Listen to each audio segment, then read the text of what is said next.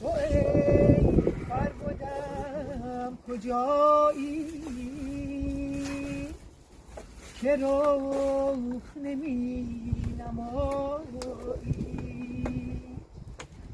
از آن بهشت پنهان دری نمی گشایی من همه جا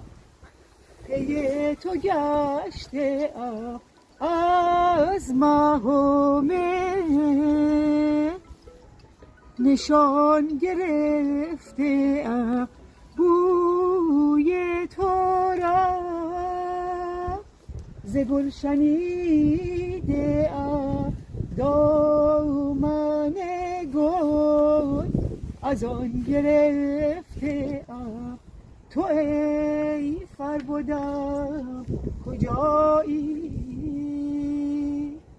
که رخ نمی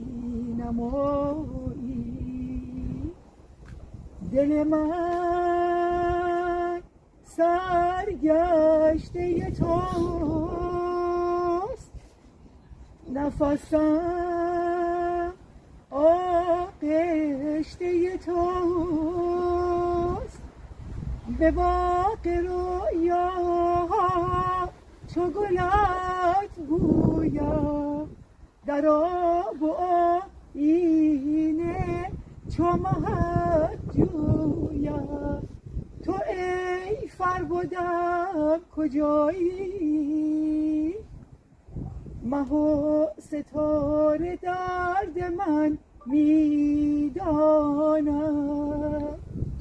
که همچو من پی تو سرگردانم شبی کنار چشم پیدا شد میان اشک من چو گل شد تو ای فربدم کجایی